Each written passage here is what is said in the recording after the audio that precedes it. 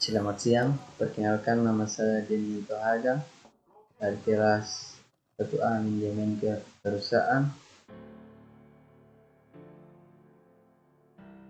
Baik, di sini saya akan menjelaskan materi tentang manajemen keuangan. Manajemen keuangan ialah seluruh aktivitas ataupun kegiatan perusahaan dalam rangka penggunaan serta pengalokasian dan pengeluaran dana perusahaan secara efisien. Manajemen keuangan merupakan suatu proses dalam kegiatan keuangan perusahaan yang berhubungan dengan upaya untuk mendapatkan dana perusahaan serta meminimalkan biaya perusahaan, dan juga upaya pengelolaan keuangan sesuatu badan usaha atau organisasi untuk dapat mencapai tujuan keuangan yang telah ditetapkan.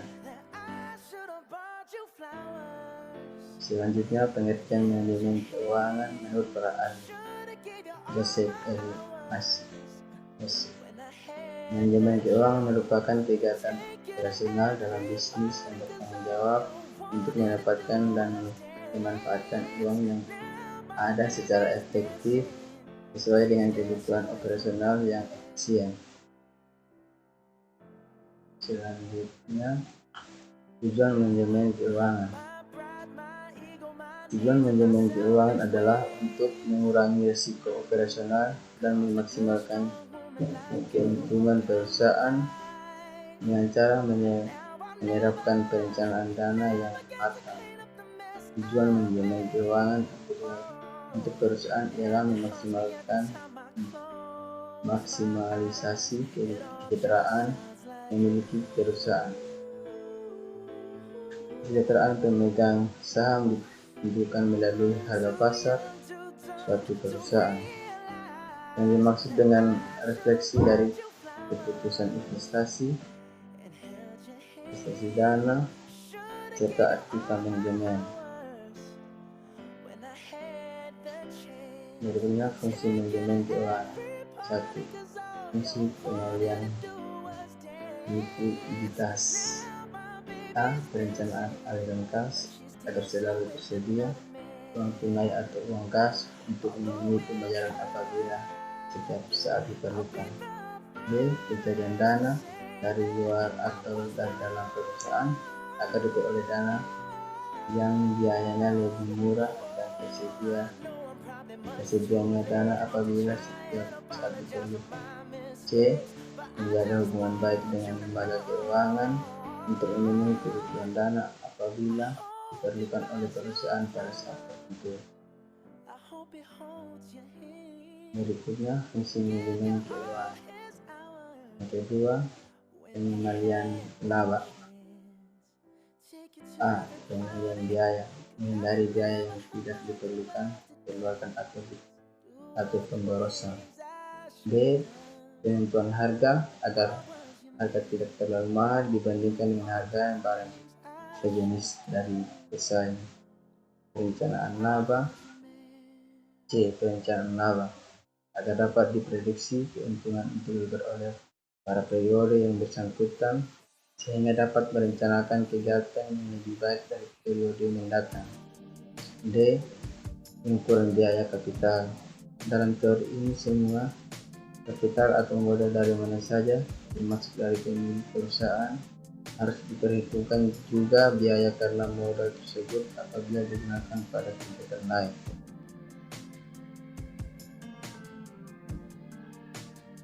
Fungsi manajemen keuangan.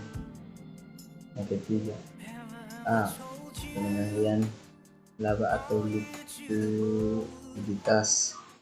Manajer keuangan harus bertindak sebagai manajer dan sebagai pengambil keputusan sehingga manajer keuangan dapat mengambil langkah keputusan yang menguntungkan bagi perusahaan. B. Melakukan manajemen terhadap aktiva dan manajemen terhadap dana. Dalam hal ini, fungsi manajemen seperti planning, perencanaan, mekanisme, organisasi,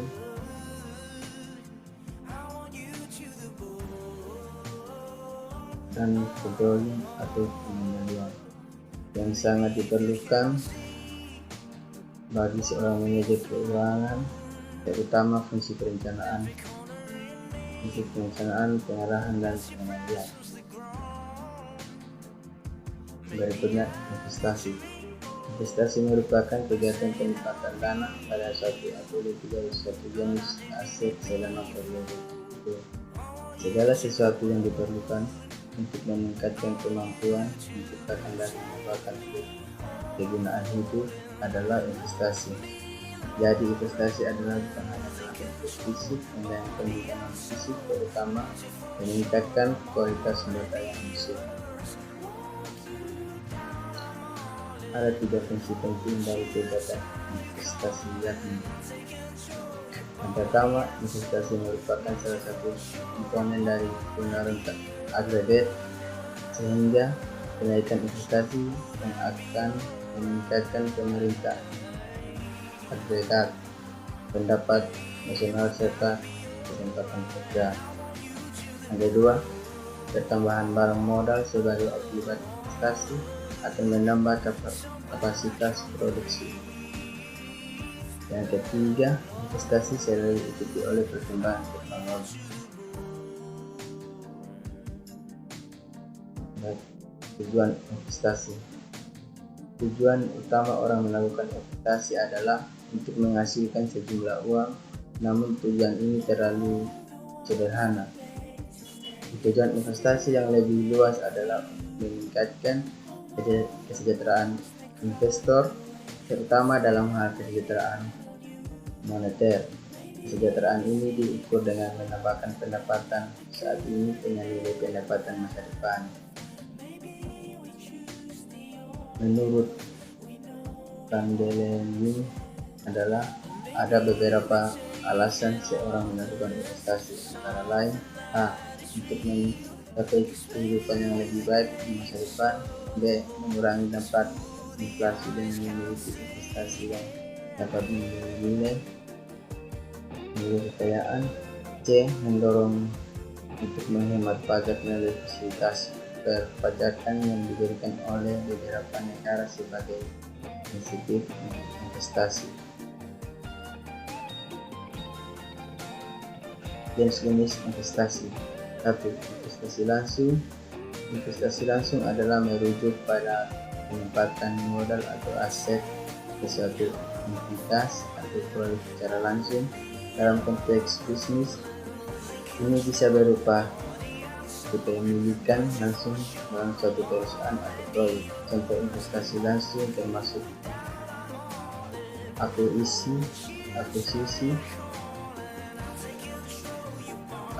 paham perusahaan, pembangunan pabrik baru, atau investasi langsung dalam proyek infrastruktur.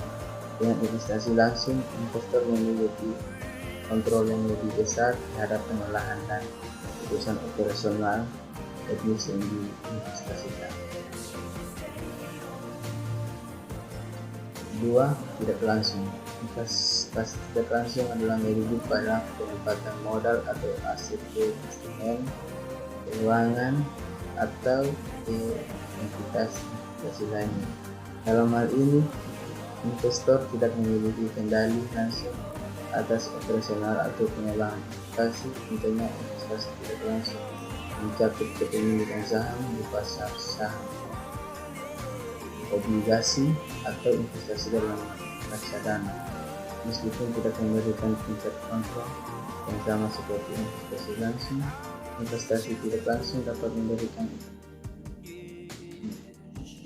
diversifikasi dan likuiditas yang lebih tinggi.